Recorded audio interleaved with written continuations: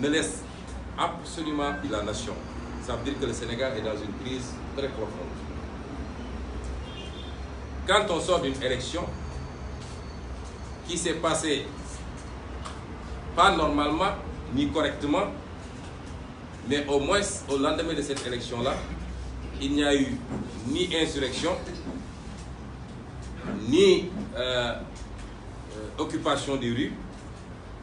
L'opposition, dans sa totalité, a préféré adopter une attitude politique qui consiste simplement à refuser de légitimer un hold-up électoral, une victoire technique fabriquée de toutes pièces dans les laboratoires du ministère de l'Intérieur. Elle s'en est tenue à cela. Et ce silence de l'opposition avait fini par surprendre, mais pratiquement émerveiller toute la nation sénégalaise, mais également toute la communauté internationale. Mais ce silence était extrêmement pesant pour celui qui s'est autoproclamé vainqueur, puisque son directeur de campagne et ex-premier ministre s'était fendu d'un communiqué la nuit même du scrutin pour se déclarer et se proclamer vainqueur à la place des organes habilités à le faire. Il suppose avoir gagné. Il a dû gagner. Il a dû présenter au moins un programme aux Sénégalais. Je crois qu'il avait un programme qui s'appelle Liggéeyal Ëllëg. Quand vous sortez d'une élection que vous supposez, vous prétendez avoir gagné de manière écrasante et sur la base d'une offre politique, vous gouvernez. Vous n'avez pas besoin d'amener toute la nation pour leur demander de gouverner à votre place, parce que c'est de cela qu'il est question et je vais y revenir. Où est pendant ce temps le programme qu'il avait vendu aux Sénégalais? Nous considérons d'ailleurs que les Sénégalais doivent désormais parler du gouvernement de Famara Ibrahima Sagna. Parce que Famara Ibrahima Sagna, sa mission, c'est de fabriquer un programme, parce que quand un exercice de ce genre englobe les questions politiques, les questions économiques et les questions sociales, il s'agit carrément de fabriquer un programme à la place de Liggéeyal Ëllëg et à la place de Sénégal émergent. C'est ça la vérité. Et donc, désormais, nous devons considérer que la manœuvre qui consistait à supprimer le poste de Premier ministre devait aboutir à désigner un gouvernement informel qui sera un panier à salade où on va retrouver tout et rien à la fois. Et ce gouvernement informel est chargé aujourd'hui de fabriquer un programme de gouvernement pour Macky Sall et demain, éventuellement, de se retrouver pour le partage du gâteau étatique. Ce qui nous amène à dire que l'élection de février 2019 n'aura servi à rien, finalement, parce qu'il a servi à élire un président fantoche ou fantôme. Le deuxième aveu, c'est un aveu de roublardise. Lorsque Macky Sall lui-même dit « Je veux qu'il y ait une confiance pour qu'on travaille ensemble dans ce pays. Je ne suis plus dans les affaires de... Il n'y a plus de danger pour moi. Je n'ai rien à perdre en ce moment. » Quel aveu qui résume le caractère bipolaire de l'homme. De 2012 à 2017, il n'a pas travaillé pour le développement du Sénégal. Car otage de son obsession pour un second mandat, qu'un bilan ne pouvait lui donner, il était dans les manigances et les manœuvres pour écarter, exiler, révoquer, traquer de l'opposant, modifier les lois à sa guise, etc., etc. Mais c'est bien fini pour lui, comme il le dit. Car on n'a pas besoin de son engagement de ne pas faire un troisième mandat. Nous ne lui laisserons jamais cette latitude d'avoir à violer une énième fois la Constitution pour briguer un troisième mandat. Nous savons que son engagement de finir avec son mandat en 2014, en 2024, suivra le même destin que ses précédents engagements. 100 000 emplois pour les jeunes par an, gouvernance sobre et vertueuse, mandat de 5 ans, etc. Pour son présent engagement, même son Conseil constitutionnel ne pourra lui venir en aide pour lui permettre, comme il le décide déjà, de contourner les règles et la charte fondamentale de ce pays et briguer au 3e mandat. Le 3e aveu est un aveu d'incompétence et d'incapacité. Il dit, je le cite, et il s'adresse à l'opposition, « Si on ne se réunit pas, des étrangers vont débarquer pour nous diviser et s'accaparer de nos ressources. » Au-delà d'un aveu inquiétant, d'un leader extrêmement faible, qui n'est fort que lorsqu'il s'agit de mater de l'opposant et qui courbe l'échine face aux intérêts étrangers. Au-delà donc de cet aveu extrêmement inquiétant, je tiens à rappeler aux Sénégalais que c'est lui, Macky Sall, qui a vendangé sciemment toutes nos ressources malgré nos alertes répétées.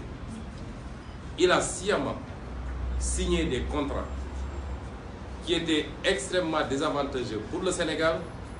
Il l'a fait en connaissance de cause et aujourd'hui, il vient vendre aux Sénégalais une soi-disant nécessité de faire bloc, sinon les étrangers vont débarquer pour prendre nos ressources. Ils n'ont pas besoin de venir prendre nos ressources, il leur a déjà livré ces ressources.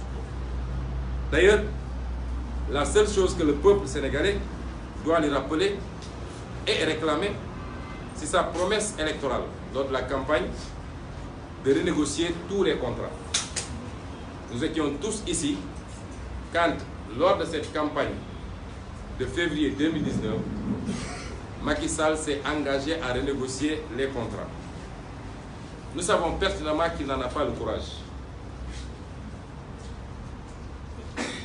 Espérons qu'il ne l'attend pas de la commission ou du dialogue qu'il a instauré.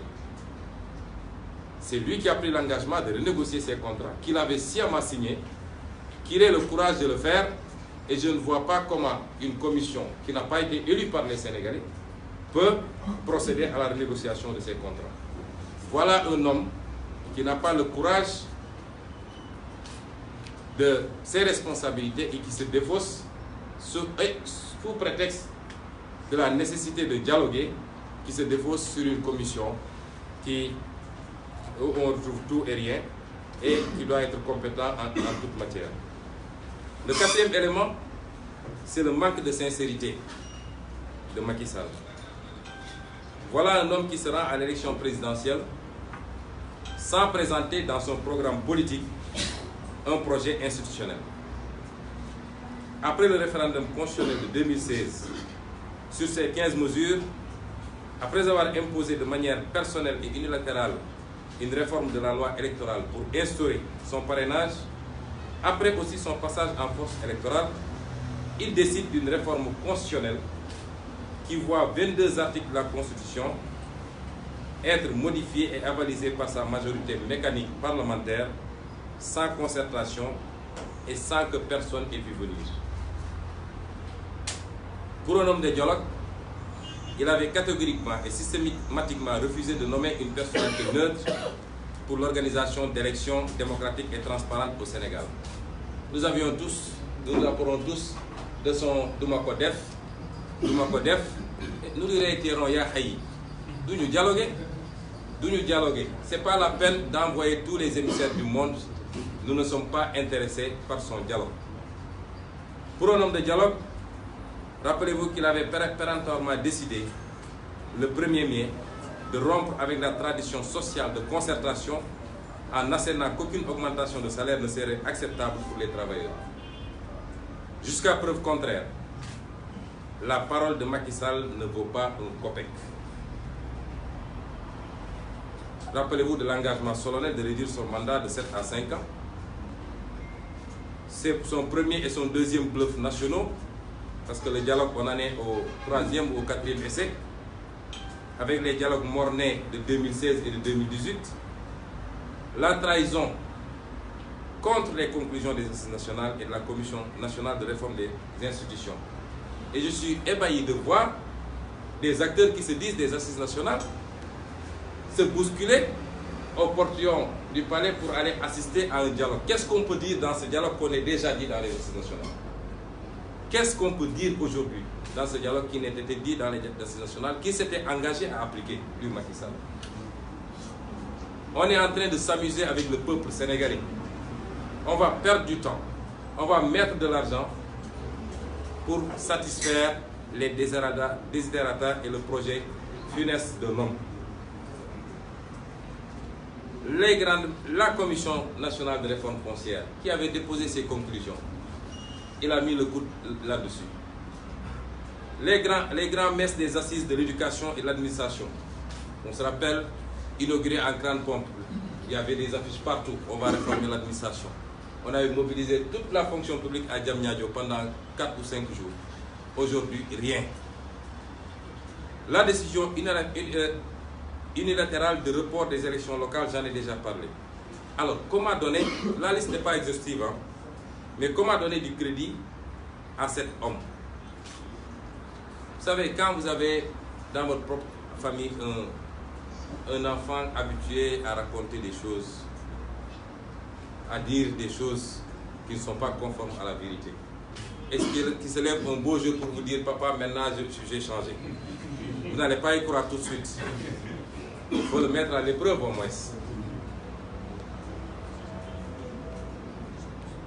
Le 5e point, c'est que nous assistons à un vaste cirque sous, entre parenthèses, présidence neutre.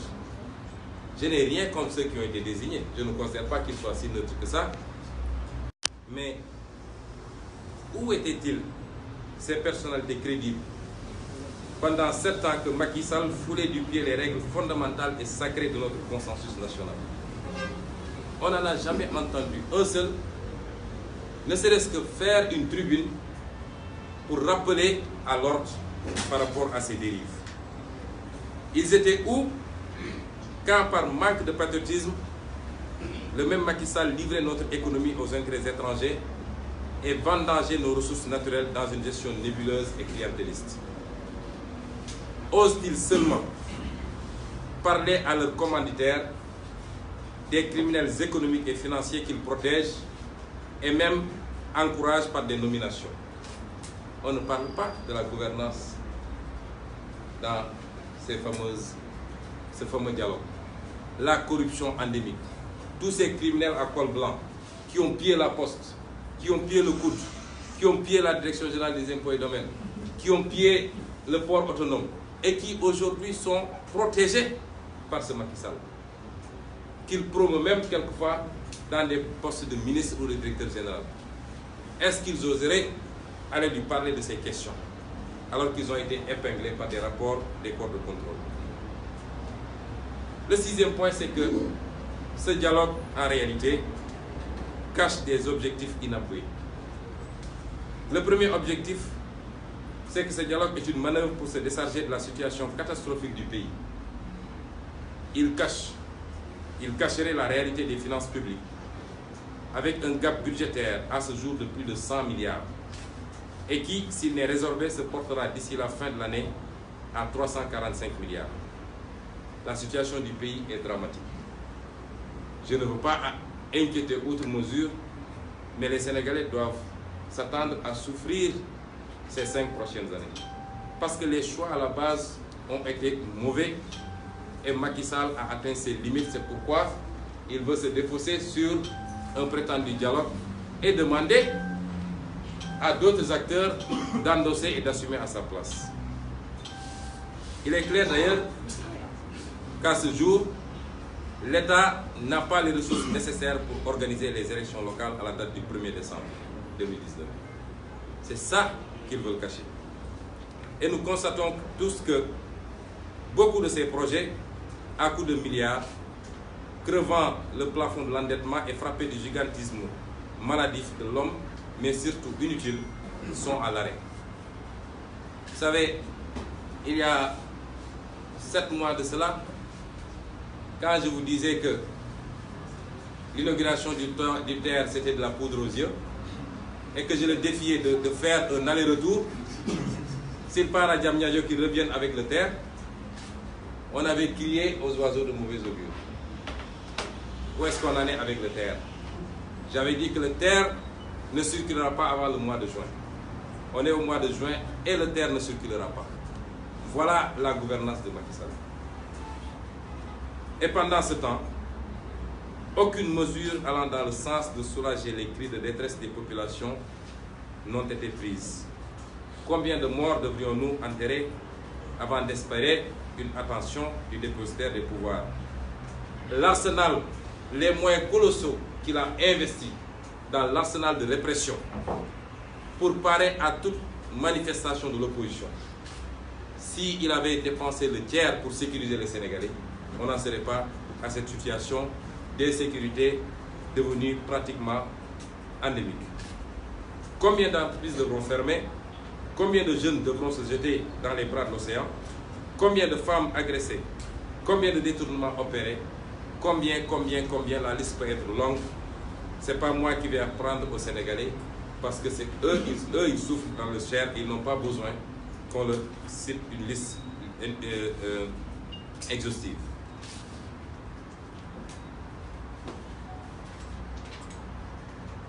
Mais les vrais souverains politiques de la manœuvre, c'est la caution qu'ils cherchent pour obtenir le second report des élections locales après le premier, qui a fait passer la date de juin à décembre 2019. D'obtenir le report ultérieur des élections législatives et de probables velléités de modification de la Constitution pour permettre le maintien du président en exercice au terme de son second et dernier mandat. Ça, ce sont les véritables soubassements politiques de toute cette manœuvre. L'autre objectif demeure évidemment l'absolution des crimes économiques de son entourage, qu'il encourage par une impunité, si ce n'est carrément par des promotions ministérielles ou autres directeurs généraux. J'ai rappelé tantôt des cas, ils font légion, et ces criminels à col blanc narguent les Sénégalais en organisant des meetings à coût de 200 ou 300 millions. Le septième point, c'est la duplicité d'une certaine opposition, et même l'incohérence de cette opposition. Vous ne pouvez pas avoir aboyé il y a quelque temps pour dire que nous ne reconnaissons pas, nous ne légitimons pas, et être les premiers à vous bousculer pour donner du monsieur le président ici, monsieur le président là-bas. Ils sont tous heureux de serrer la main du président. Je crois qu'ils rêvent tous, quelque part, de retrouver certaines positions. C'est un secret de polichinelle d'ailleurs. Macky Sall a son projet totalitaire. Macky Sall est un dictateur rampant. Il a son projet totalitaire. Il l'a longtemps théorisé, ça a été longtemps théorisé par ses officines, et lui-même, en annonçant dès son accession au pouvoir qu'il allait réduire l'opposition sénégalaise à sa plus simple expression. Seul un dictateur peut parler comme ça. Une démocratie ne vit que par la bipolarisation entre un pôle qui gouverne et un autre pôle qui s'oppose. Seul un dictateur peut dire « je vais réduire l'opposition à sa plus simple expression ». Ce projet a connu un début de mise en œuvre par le remplacement de l'état de droit par le parti-État. Ce projet a connu un début de mise en œuvre, je disais, par le remplacement de l'état de droit par le parti-État, d'une gouvernance sobre et vertueuse par une gouvernance clanique et gabégique, en excluant le Sénégal des juridictions internationales, en menant une chasse aux sorcières des opposants à son régime. La liste n'est pas exhaustive. Mais cette méthode semble avoir atteint ses limites. Cette méthode semble avoir atteint ses limites, mais le projet de Macky Sall de réduire l'opposition à sa plus simple expression demeure. Et il faut changer de stratégie. En faisant quoi? Il fantasme sur une forme de gouvernement d'union nationale qui ne dit pas son nom. Élaborer ensemble un programme commun, politique, social et économique, et ensuite gouverner ensemble, ou plutôt se partager le bonbon étatique. Ainsi, il n'y aura personne en face pour s'opposer aux mauvais choix économiques, à la corruption gouvernementale et étatique, aux dérives et abus autoritaires, aux manipulations du calendrier républicain et de la Constitution. Je veux rassurer ici Macky Sall. Il aura une opposition en face de lui. Et une opposition ferme, pour ne pas dire radicale. Ce n'est pas personnel. Nous n'avons rien contre la personne de Macky Sall. Il faut que ce soit très clair. Mais nous avons tout contre sa façon de gouverner, contre sa vision extrêmement limitée. C'est lui qui personnalise le débat. Mais le débat n'est pas personnel. C'est lui qui s'est juré de n'avoir jamais une opposition en face de lui. Dès lors que vous dites que je suis contre Macky Sall, il lâche la churme contre vous. C'est des insultes, c'est des diffamations, des affabulations, des mensonges quotidiens.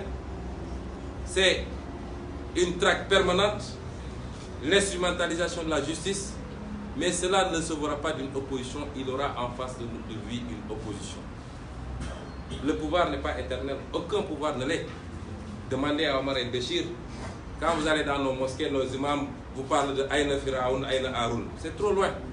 Demandez à al-Béchir, demandez à Bouteflika, demandez à Ben Ali, demandez à Saddam Hussein, demandez. Il quittera le pouvoir. Ça, c'est une certitude. Il ne peut pas réduire l'opposition à sa plus simple expression. Il peut capter une certaine opposition qui n'attendait certainement peut-être qu'un clin d'œil. Chacun a ce qu'il va négocier ou ce qu'il va chercher. Mais il nous aura en face de lui. Nous respectons la liberté de chaque organisation politique dans l'opposition de ses choix. Mais aller au dialogue, soyons clairs, c'est être en collision avec Macky Sall et se livrer à un grand écart qui s'assimile à un reniement à une forme de ralliement. Celui qui se dit élu au premier tour à l'issue de l'élection présidentielle de février 2019 est supposé l'être suite au programme politique qu'il a présenté aux Sénégalais. Dans un état de droit, après les élections, il n'y a que deux camps politiques. Ceux qui gouvernent et ceux qui s'opposent. J'ai bien dit deux camps politiques. Après, il y a la société civile, après, il y a le citoyen. Mais politiquement, il y a deux camps politiques. Le camp qui gouverne et le camp qui s'oppose. On ne peut pas avoir de camp hybride. Il faut que ce soit très clair. Et chacun maintenant doit faire son choix. On s'oppose ou on est avec Macky Sall. Mais je ne suis pas ici, je ne suis pas là-bas. Ça, c'est se tromper, essayer de tromper le peuple. Dans ce postulat bien simple, de deux camps bien définis, qui se doivent respect mutuel. Et c'est à Macky Sall de respecter son opposition, ce qu'il n'a jamais fait. Dans ce postulat bien défini, les seules concertations imaginables entre le pouvoir politique et son opposition sont d'ordre technique et portent sur les questions politiques et institutionnelles, qui n'appartiennent pas à Macky Sall. Ces prérogatives constitutionnelles ne concernent pas le processus électoral ni la question de nos institutions. Ça transcende sa gouvernance, ça appartient à tout le peuple sénégalais. Et c'est les seules questions qui peuvent faire l'objet de discussion, pas de dialogue. Ça doit faire l'objet de concertation et ça, c'est exigé par le calendrier républicain, ça a été fait depuis de nombreuses années. C'est lui qui est venu briser ce consensus. En dehors de ces questions, c'est lui qui a son programme économique, il a son programme social, il n'a qu'à le dérouler et nous, on est là pour dire que ça ne marche pas, que ça ne va pas. C'est ça une démocratie. Répondre donc au dialogue de Macky Sall, ce n'est pas seulement un reniement de la position communément exprimée de refus de légitimation de son mandat. Au lendemain de l'élection, c'est aussi une décision d'intégrer son gouvernement délégué à la commission dirigée par Famara Ibrahima Sagna. Je tiens à dire que les observations que je fais n'ont rien de personnel, je ne les connais même pas, je ne les ai jamais vues. Je reste sur les principes. Je terminerai par dégager des perspectives et lancer un appel à nos militants, nos sympathisants, de toute la coalition. Nous lançons un appel à la mobilisation et à la vigilance. Nous n'avons jamais accepté et n'accepterons jamais de subir l'agenda nébuleux de Macky Sall ou de qui que ce soit. Le nôtre est bien tracé. Il s'agit de poursuivre et de parachever cette œuvre qui consiste à débarrasser le Sénégal de ses entrepreneurs politico-affairistes et de réconcilier le peuple avec la pratique politique. Cette ligne est claire, nous ne pouvons pas la dissoudre dans des manigances et dans des compromissions. C'est ça notre ligne politique et c'est à cela que nous appelons tous ceux qui croient à notre combat et qui ont été nombreux à voter pour nous et encore peut-être beaucoup plus nombreux à n'avoir pas pu voter pour nous. Nous disons que c'est ça, rien d'autre et sous aucun prétexte que ce soit, ni pour la supposée unité d'une opposition aux objectifs apparemment totalement éclatés, ni pour les beaux yeux de Macky Sall qui est confronté à ses propres limites. Nous y œuvrons et impulsons une cadence soutenue dans les prochaines semaines par la consolidation de la coalition et le renforcement de nos partis respectifs. En ce qui nous concerne, nous, PASTEF, j'en profite pour annoncer que nous nous acheminons vers un grand congrès dans une date qui vous sera communiquée incessamment. Ensemble donc, nous serons également plus que jamais du côté du peuple dans la surveillance et la dénonciation de la gouvernance malsaine et la prise en charge des problèmes sectoriels comme globaux. À ce titre, une série de questions écrites adressées au gouvernement, suivies de conférences de presse décentralisées, sera déroulée dans quelques jours. Nous rejetons ce simulacre et appelons les forces politiques et citoyennes patriotiques à faire front contre les funestes desseins politiciens et de Macky Sall et ses complices de tous bords.